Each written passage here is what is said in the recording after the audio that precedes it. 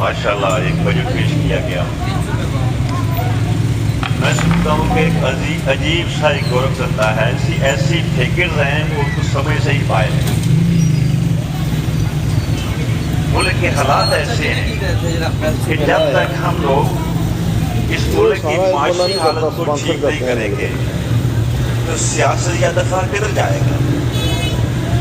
आपने बजट में 3000 अरब रुपया फौज को दिया, 8000 अरब रुपया हम सूद दे रहे हैं जो कि हर साल बढ़ रहा है। तो हमारी कौम, हमारा मुल्क ये किस तरफ जा रहा है। जावे अली, मेरी यही दरख्वास्त है कि खुदा के लिए इस कौम की माशी हालत की तरफ तवज्जो दें। जो एक ज़रूरी मुल्क था, आज हम ज़राइत को इम्पोर्ट कर रहे हैं। जो सनत थी हमारी, वो इतनी महंगाई की वजह से, स्पेशली बिजली की कीमतों की वजह से सनतें हमारी बंद हो रही हैं। तो हमें इस मुल्क के लिए माशी हालत को बेहतर बनाने की तरफ तवज्जो देने की ज़रूरत है। तालीम को देख लें, आप माशाल्लाह दानिश स्कूल बना रहे हैं, बहुत अच्छी बात है। लेकिन दूसरी तरफ पंजाब के अंदर हज़ारों स्कूल जो है वो ठेके पे दे दिए गए। 50 पुराने स्कूल जो थे, आज आपने प्राइवेट कंपनी को ठेके पे दे दिए। 10-10 हज़ार रुपये की तनख्वाह वाली बच्चियाँ वहाँ पढ़ा रही हैं। मेरे गांव में एक स्कूल था, उसके 98 उसकी तादाद थी, तो आज अल्लाह के फजल करम से वहाँ सिर्फ 26 बच्चियाँ रह गई हैं।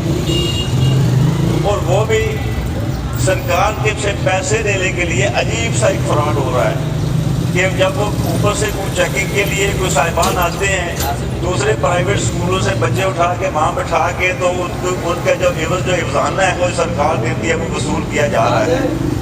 जनाब अली, मैं ये अर्ज़ करूँगा कि तालीम की तरफ खुदा के लिए अगर नए स्कूल नहीं बनाते तो पुराने तो चलने दें। जहाँ तक आपने तनख्वाहें बढ़ाई माशाल्लाह 7%, आपने पिछले अरसे में पेट्रोल डीजल की कीमतें कितनी बढ़ाई। अगर उसको 80-90% बढ़ाया तो इसको तो 7% पे कैसे वो आम आदमी गुजारा करेगा, कैसे ये निज़ाम चल सकेगा। मैं ये कहूँगा कि गरीब को जीने का हक दिया जाए ताकि इस मुल्क के लोग अपने पाँव पे खड़े हो सकें। बेशक आपने बेनज़ीर इनकम सपोर्ट प्रोग्राम के बजट को बढ़ाया, बहुत अच्छी बात है, लेकिन मेरी ये दरख्वास्त है कि इस कौम को मांगत ना बनाएं। हम इनको पाँव पे खड़ा होने दें, और पाँव पे जब खड़े होंगे तभी ये मईशत की बेहतरी होगी। ओवरसीज पाकिस्तानी माशाल्लाह, अगर आप बजट पे नजर डालें, सबसे ज़्यादा अगर इस मईशत को जो सहारा दिया हुआ है वो ओवरसीज पाकिस्तानी है। तकरीबन 40 अरब डॉलर साल के आपको दे रहे हैं। इस बजट में कहीं जिक्र नहीं है कि उनकी बेहतरी के लिए आप क्या कर रहे हैं। उल्टा आप एयरपोर्ट पे जो चढ़ने बाहर को जाता है, जाने लगता है कोई एयरपोर्ट पे, उसको आप रोक रहे हैं। कोई ऐसा निज़ाम नहीं बना रहे। बेशक इसमें कुछ लोग गलत भी हैं जो गलत तरीके से बाहर जाते हैं। और बाबा ये क्या तरीका है कि जब वो एयरपोर्ट पे जाता है 3 लाख रुपए का 3.5 लाख का टिकट लेता है और वहाँ आप उसको अपलोड कर देते हैं। ऐसा हम लोग ऐसा निज़ाम नहीं बना सके कि उनकी जो भी चेकिंग है, जो भी तरीका कार है, एयरपोर्ट से जाने से पहले, टिकट बुक कराने से पहले उसको जवाब दे दें। तो बराए मेहरबानी मेरी दरख्वास्त है कि ओवरसीज पाकिस्तानियों के लिए ऐसे हालात पैदा किए जाएँ कि अगर आज हमें 40 अरब डॉलर तकरीबन सालाना वो सिर्फ रिमिटेंस मिल रही हैं, वही लोग हेल्दी लोग हैं, वही आके यहाँ पे इंडस्ट्री लगा सकते हैं, वो लोग यहाँ पे आके हमारी मईशत का सहारा बन सकते हैं, इन्वेस्टमेंट ला सकते हैं।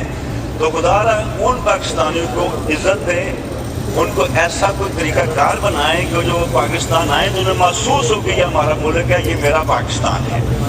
मैं इस सिलसिले में मैं एक ही अर्ज करूँगा कि माशाल्लाह माल का हक लड़ा हमारी फ़ौज ने, मैं उसको मुबारक देता हूँ।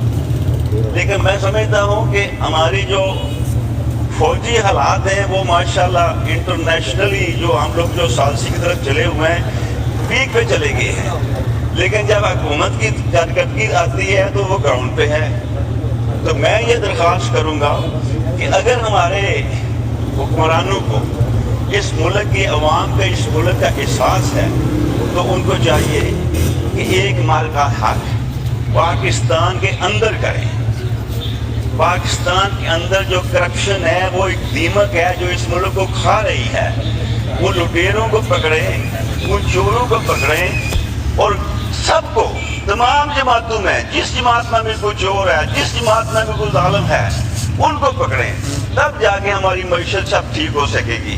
اس کے علاوہ ہمارے پاس کوئی چارہ نظر نہیں آ رہا.